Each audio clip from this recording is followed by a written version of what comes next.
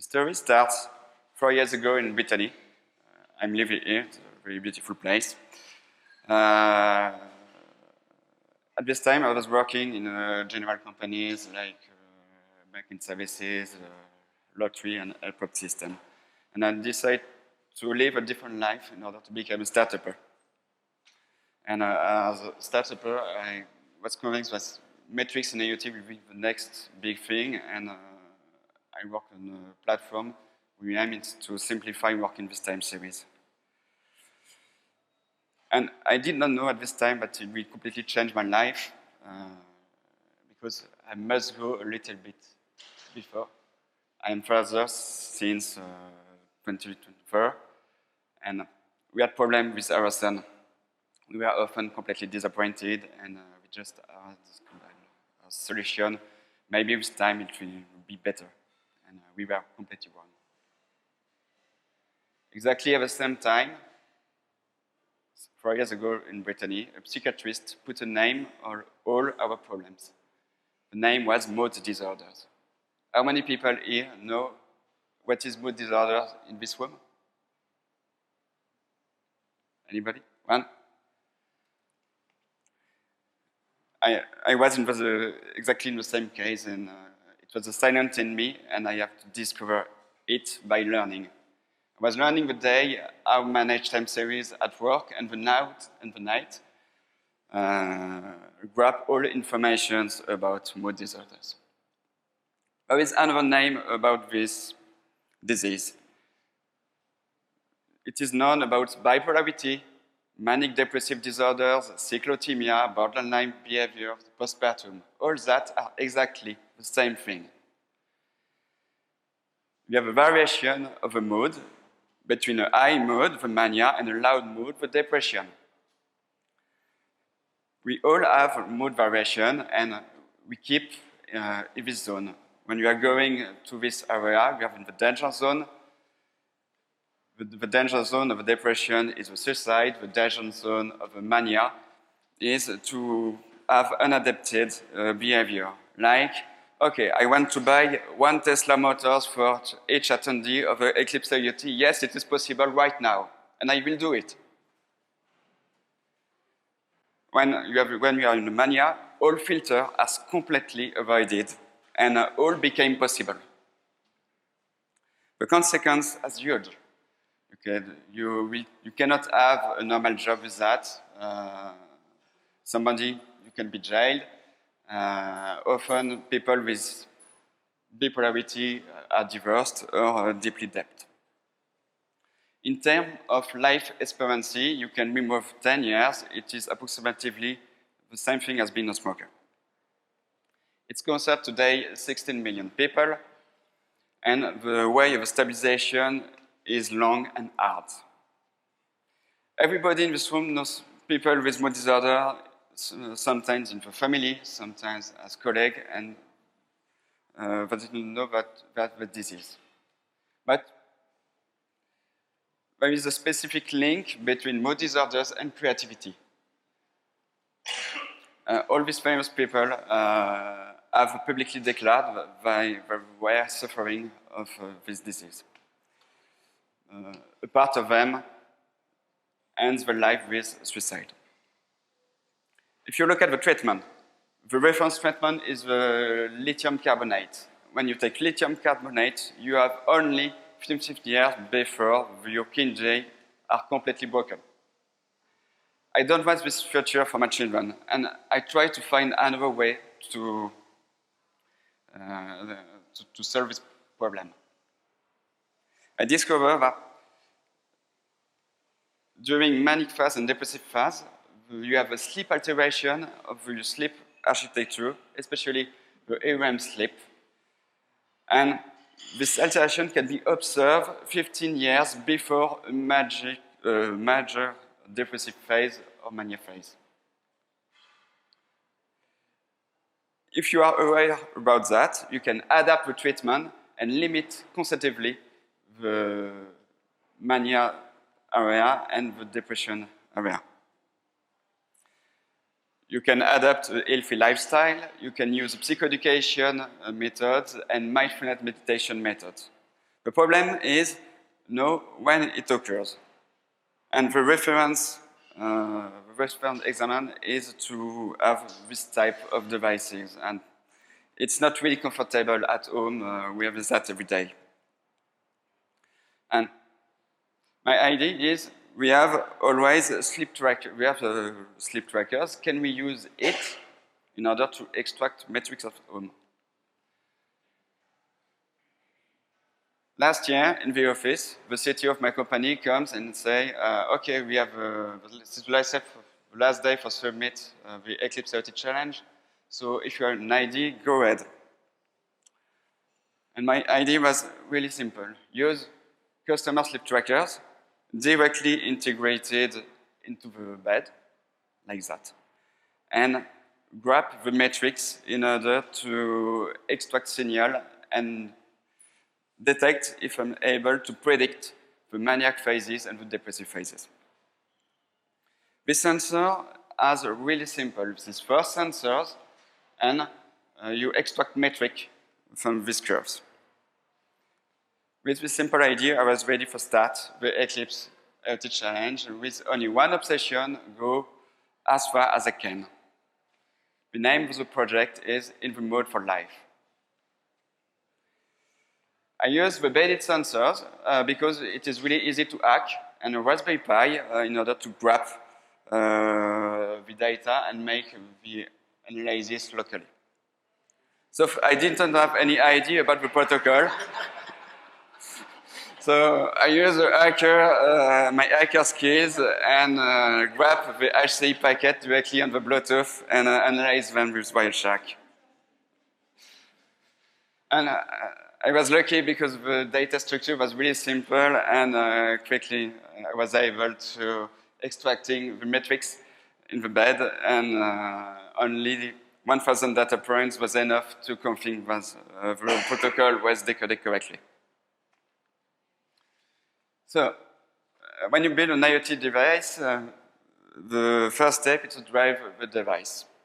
And for that, I use only open source software in order to not reinvent the wheel and go really quickly and be completely focused on the product. So, when you build a medical device, the privacy was important, and the data gave rate too. We are talking about 4 million of data points per night.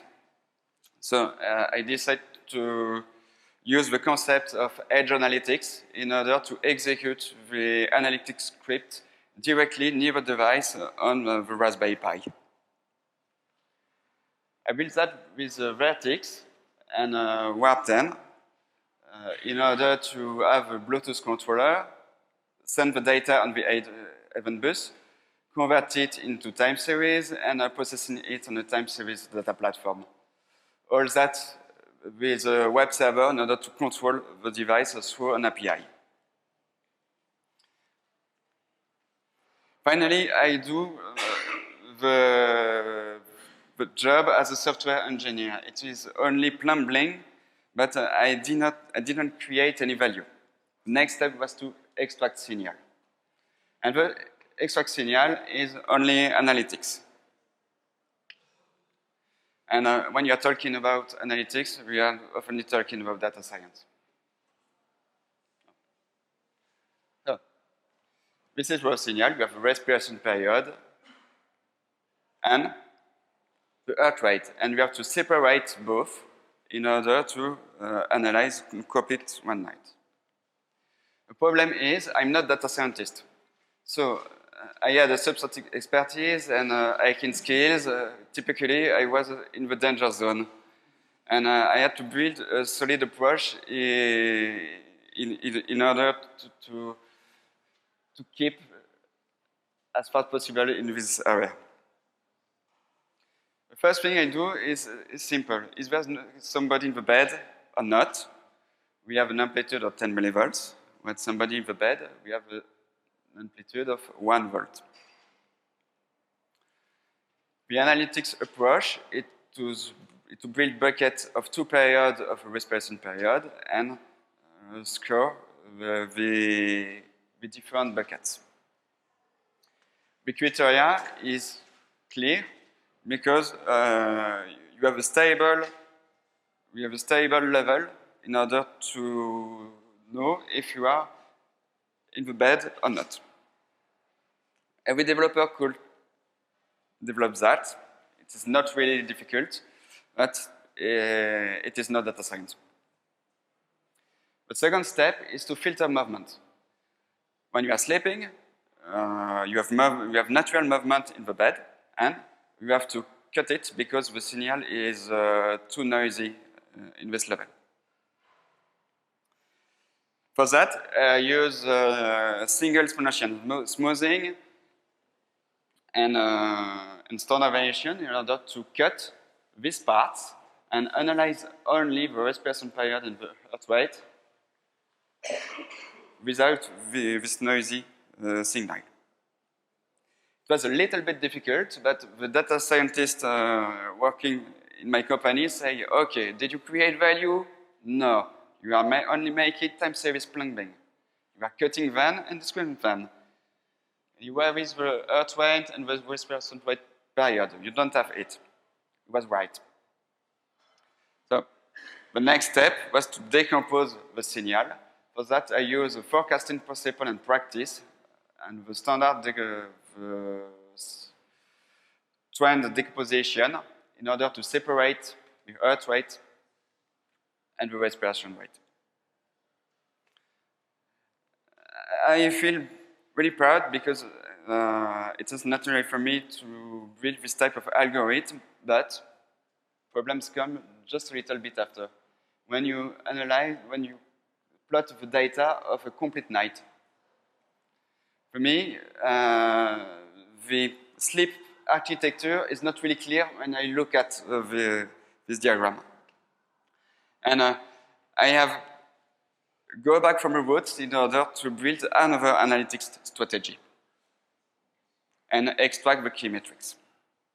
The solution comes from a research paper from Japan working on the relation between REM and heart rate. And if you apply an algorithm, standardization and filtering, you have a pattern, you can reveal the pattern of a night.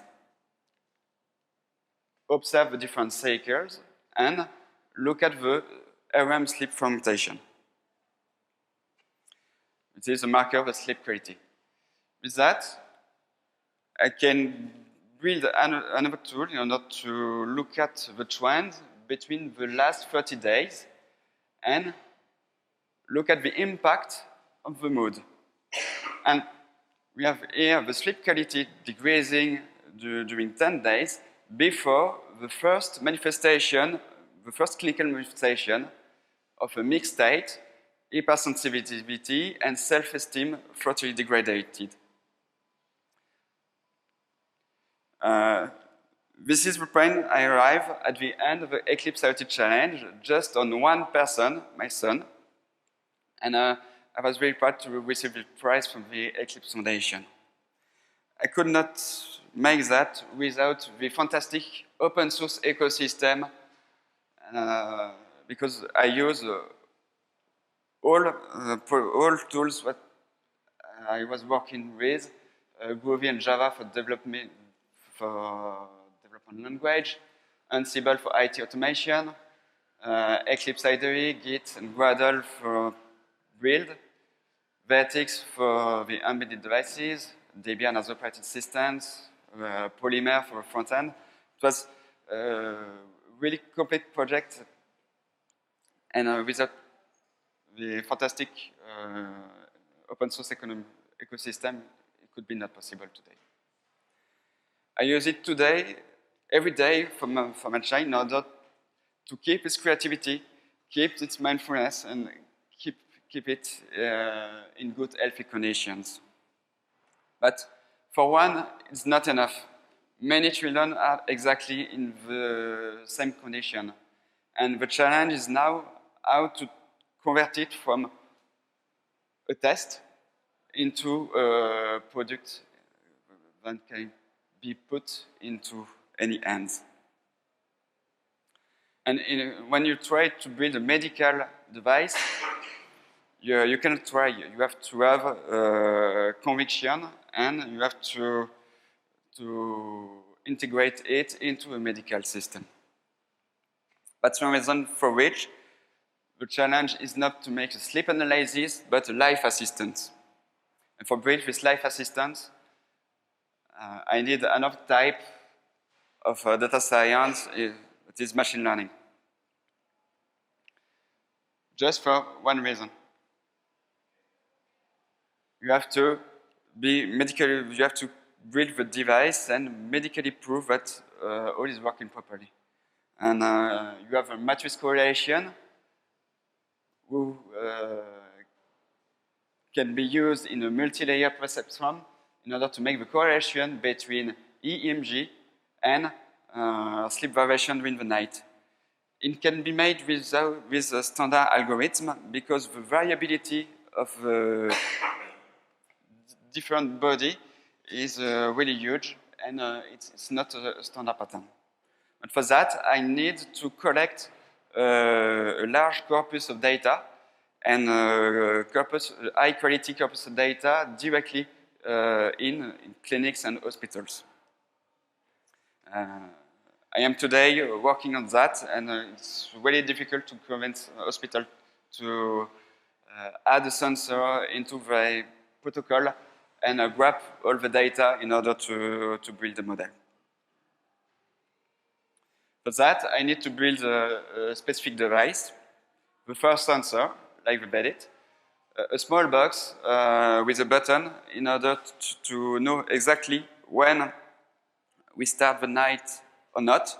This is important because my son is reading in the bed before sleeping, and when he's reading,